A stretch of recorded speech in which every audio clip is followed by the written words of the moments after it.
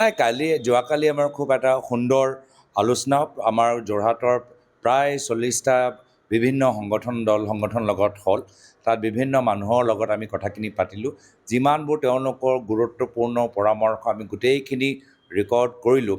কিন্তু আমি দেখা পালোঁ যে বক্স যি আমি তাত থৈছিলোঁ, যি ভেন্যু আমি বুক কৰিলোঁ, বক্সটো য'ত থ'লোঁ, সেই বক্সটো কোনোবাই তাত মানে বক্সটো ফালি ভিতৰত যিখিনি বস্তু আছিলে সেইখিনি তেওঁলোকে ওলাই দিলে। ইতিমধ্যে মই আমাৰ জিলা কংগ্ৰেছক কৈছোঁ যে এটা FIR দিবলৈ হ'লে যে কিয় কংগ্ৰেছৰ এটা পাৰ্টি মেটেৰিয়েলৰ বস্তুখিনি কোনে এনেকৈ বক্সৰ পৰা যিখিনি বস্তু ভিতৰত আছিলে তাৰ পৰা কোনে কেনেকৈ ওলালে তাৰ ওপৰত এটা পুলিচৰ এটা FIR সোনকালে দিয়ক।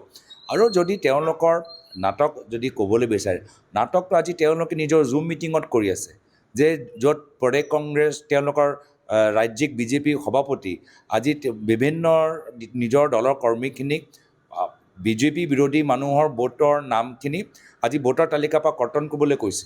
ইয়াৰ ওপৰত আমি বিচাৰোঁ যে ইয়াৰ ওপৰত এটা পুলিচ কেছ হ'ব লাগে, ইয়াৰ ওপৰতো পুলিচ ইনকুৱাৰী হ'ব লাগে। আমিও বিচাৰোঁ কেন্দ্ৰীয় নিৰ্বাচনী আয়োগে গোটেই ইনভেষ্টিগেশ্যন কৰক, সেই জুম কলৰ গোটেই ৰেকৰ্ডিংটো লওক আৰু প্ৰদেশ বিজেপি সভাপতিৰ ওপৰতো ইতিমধ্যে আমাৰ মাজতো আলোচনা হৈছে। ইতিমধ্যে FIR মানে ইয়াত প্ৰয়োজন আছে। বাকচটো থকাটো ডাঙৰ হয়, বাকচটো তাত যি ভেন্যুত বুক কৰা গৈছে তাত বাকচ আছিলে, কিন্তু বাকচটো ফালিলে কোনে তাৰ ওপৰত ইনকুৱাৰী হ'ব লাগে। বাকচটোতো আমি চিকিউৰিটি তাত থৈ গৈছোঁ, কিন্তু বাকচটো ফালিলে কোনে?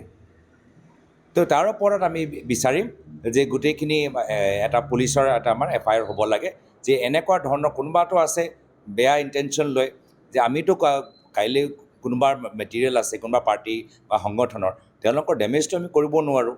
হয়, বাহিৰৰ পৰা ফটো ল'ব পাৰোঁ, ডেমেজটো কৰিব নোৱাৰোঁ। তো তাৰ ওপৰত আমি বিচাৰিম যে এটা পুলিচৰ কেছ হওক। কিন্তু মূল কথাটো হ'ল যে আজি আমি গোটেইখিনি নিৰ্বাচনৰ সময়ত আমি চব বিচাৰোঁ যে নিজে চবেই নিজৰ ভোটটো দিব পাৰে, কিন্তু বিজেপি দলৰ আজি যি তেওঁলোকৰ ষড়যন্ত্ৰ কৰি আছে যে প্ৰত্যেকটো সমষ্টিৰ ভিতৰত তেওঁলোকৰ মানুহৰ নাম ভোটাৰ তালিকাৰ পৰা কৰ্তন কৰিবলৈ বিচাৰে। আৰু গুৱাহাটীত দেখিছে, গুৱাহাটীত কেনেদৰে বাহিৰৰ মানুহ আজি ভোটাৰ তালিকাৰ ভিতৰত সোমাইছে।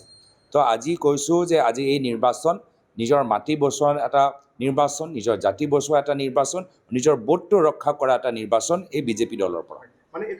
ধন্যবাদ।